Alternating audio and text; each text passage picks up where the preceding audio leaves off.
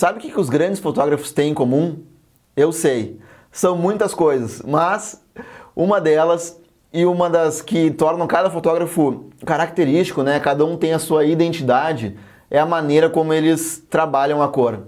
Então, nesse vídeo eu vou te mostrar tudo que eu sei sobre cor na fotografia. Então, bora lá!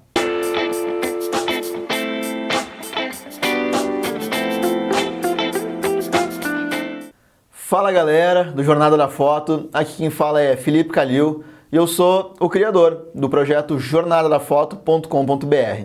E lá tem muita informação gratuita e valiosa para fotógrafos de todos os níveis. Então não te esquece, depois desse vídeo, passa lá no site e começa a aprender mais ainda hoje.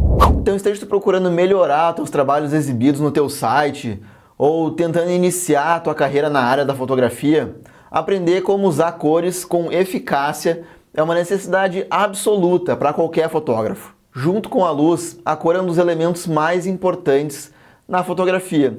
E ela afeta tudo, desde a composição, o apelo visual, a chamar a atenção, né, e as emoções do espectador.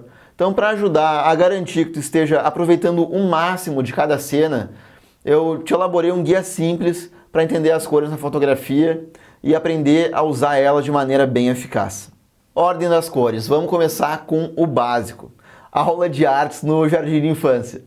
Tu te lembra como era divertido misturar as cores de tinta para fazer algumas cores novas? E é exatamente isso que acontece no mundo da fotografia. A única diferença entre a teoria da cor na fotografia e a pintura que tu usava com o dedo no jardim de infância é que a luz, né, na fotografia ela funciona com a roda de cores RGB, enquanto na pintura eles usam o CMY. Todas as cores que a gente vê, elas são divididas em três: as primárias, as secundárias e as terciárias. Embora essas categorias não sejam bem definidas, elas podem servir como diretrizes gerais, assim como a gente vai usar as cores nas tuas fotos. Então, quanto mais pura for uma cor, ou seja, quanto mais próxima ela tiver de uma cor primária, mais atenção ela vai chamar para si, né, na imagem. Então, com esse conhecimento, combinado com os outros fatores que a gente vai falar aqui, vai te permitir que tu crie composições que parecem equilibradas e visualmente atraentes. Cores primárias. Tu deve te lembrar da aula de biologia básica que os humanos têm três tipos de cones receptores de cor nos olhos, né? Cada um deles é sensível a diferentes comprimentos de onda correspondentes às cores azul, verde e vermelho. E essas três cores são conhecidas como as cores RGB. E cores RGB, porque no inglês Red, Green and Blue são as cores primárias. E todas as outras cores no espectro, elas vêm da combinação de pelo menos duas dessas cores primárias. Cores secundárias. Então, voltando para a biologia, né? As cores secundárias são aquelas que requerem a estimulação de dois cones receptores diferentes. Por exemplo, quando a gente vê a cor amarela, a gente requer uma quantidade equilibrada de luz vermelha e verde. E cores terciárias, e também conhecida como as cores intermediárias, né, as cores terciárias, elas são aquelas que resultam da mistura de uma cor primária totalmente saturada com uma outra cor primária meio termo, semi-saturada. Outros também podem obter uma cor terciária combinando uma cor primária com uma cor secundária. E os tipos de esquemas de cores. Para usar a cor na fotografia de forma eficaz, é preciso compreender como criar combinações de cores equilibradas. Essas combinações, elas são normalmente conhecidas como esquemas de cor. E tem uma série de diretrizes que vão te ajudar a utilizar os esquemas de cor ao teu favor, para que tuas imagens elas tenham uma aparência mais coesa, digamos assim. Os três tipos mais comuns de esquemas de cor, eles são o complementar, os análogos e os monocromáticos. E aqui está o que cada um deles inclui. Cores complementares. As cores complementares são aquelas que são encontradas nos lados opostos da roda de cor. Tem três razões principais pelas quais os esquemas de cores complementares eles são tão populares assim na fotografia. Uma justaposição, né, dos dois tons, ela dá um contraste muito vívido assim. Duas cores complementares que se equilibram de forma igual. O segundo motivo é que as cores complementares elas se equilibram de forma igual. E o terceiro é que elas simplesmente ficam bem juntas. Tanto que existem vários looks de fotógrafos assim que eles usam o Orange and Teal, que é uma espécie de laranja azul petróleo, e que ficou muito famosa no Instagram, inclusive alguns usam até hoje no Instagram. As duas cores, elas são opostas uma das outras nas rodas de cor, deixando elas assim complementares. O que pode talvez te explicar esse sucesso, né, de usar o Orange and Teal tanto no Instagram como em vários outros lugares, como grandes filmes de Hollywood, eles usam muito esse tipo de coloração nos filmes. Cores análogas. O esquema de cor análogo é aquele que usa as matizes, né, que são perto uma da outra nas rodas de cor. Elas geralmente são baseadas em uma cor primária, que serve como a conexão, né, a cor mais proeminente de todas. Mas em algum dos casos, a matiz dominante, né, na foto ela pode ser uma cor secundária.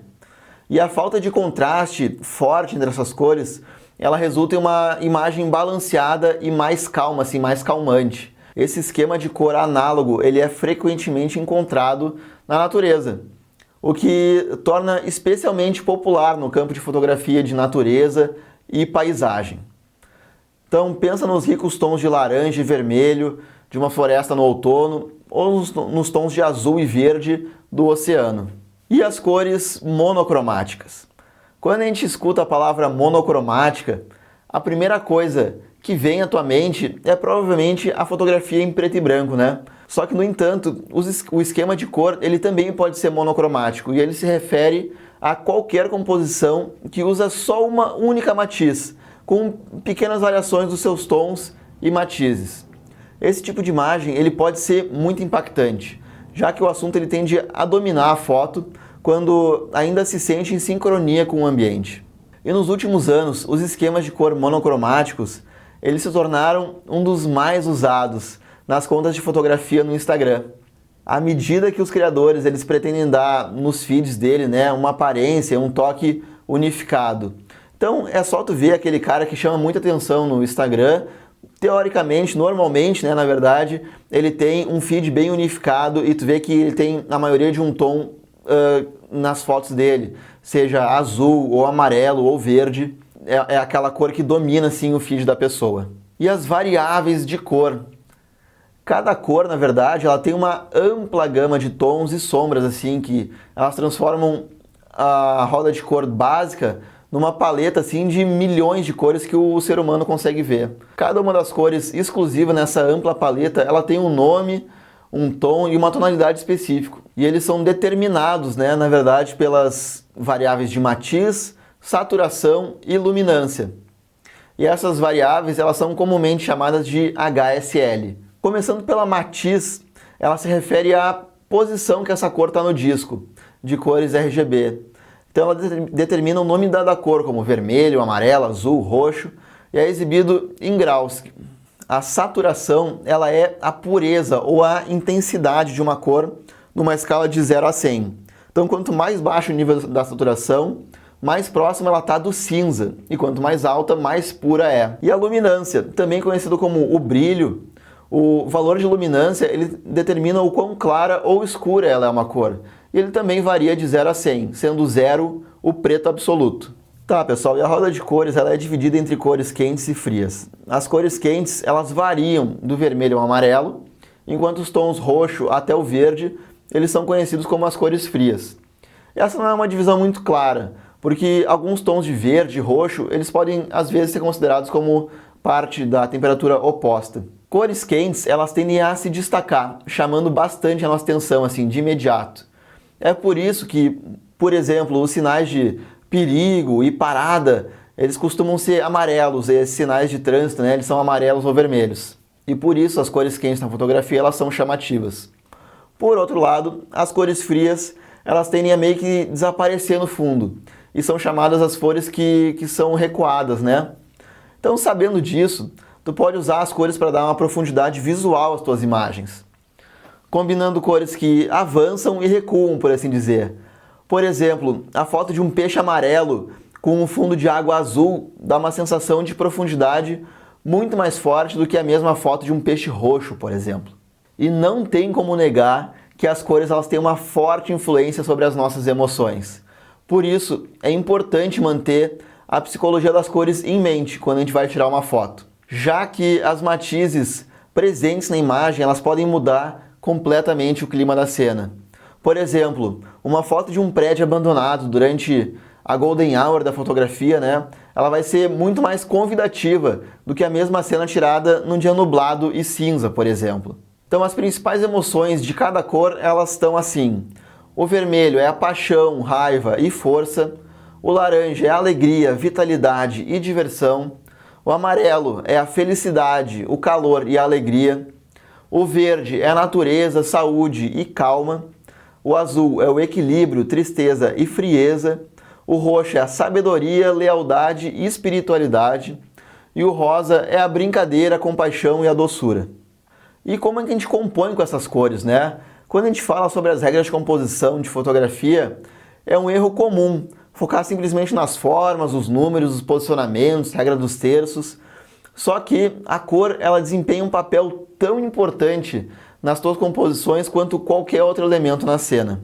A cor na fotografia, ela é tão poderosa quanto os objetos que estão lá na cena, né? Uma vez que a gente percebe diferentes matizes, assim como a gente faz com diferentes assuntos, né? Diferentes objetos. Assim, as cores elas podem ser usadas como linhas guia, o enquadramento natural, o espaço negativo, os padrões e como um meio para tu criar profundidade na tua foto. Luz, clima e cor. A hora do dia e o clima, ele tem um impacto direto na cor da cena que tu está fotografando. Além de mudar a intensidade ao longo do dia, a luz ela também tem diferentes tonalidades, conforme o sol ele viaja, né, de um lado para o outro do horizonte. E à medida que o sol se aproxima do ponto do nascer do sol, a luz ela começa a iluminar o dia. Pouco depois, o tom quente da golden hour, ele assume o controle quando os primeiros raios de sol eles atingem o solo, né? A cada hora que passa, a cor de luz ela varia de acordo com o clima. Uma vez, né, que a cor da fotografia ela pode transmitir uma ampla gama de emoções, é importante a gente manter as condições de luz em mente para capturar a nossa mensagem certa. E felizmente tem vários aplicativos de fotografia que tu pode usar para controlar as mudanças de luz ao longo do dia. Eu uso muito o Photopills, ele me ajuda bastante nesse quesito. Tá, e se tu gosta de imagens abstratas? E na fotografia abstrata, a cor ela desempenha um papel particularmente importante. Conforme os assuntos e as cenas elas se tornam mais reconhecíveis, mais borradas, né? As diferentes matizes da imagem, das cores, elas começam a se tornar o assunto principal. A captura de fotografias abstratas, ela pode ensinar as diferentes cores, elas funcionam juntas, né, para criar composições equilibradas. E uma das etapas mais importantes no pós-processamento é a correção das cores. As ferramentas hoje para alterar a cor nos softwares, elas são praticamente infinitas, permitindo que tu ajuste qualquer pequeno detalhe necessário para dar vida para as verdadeiras cores das tuas imagens. Mas apesar da acessibilidade, ou talvez por causa dessa acessibilidade, muitos fotógrafos eles lutam assim de uma forma sem saber como fazer para corrigir as cores. Então uma das coisas mais importantes sobre o pós-processamento das cores é saber quando parar de usar, né? É saber exatamente o quanto usar. Na minha opinião, tu deve deixar as cores o mais possível, o mais perto possível da realidade, em vez de deixar elas muito brilhantes e saturadas para que elas se destaquem.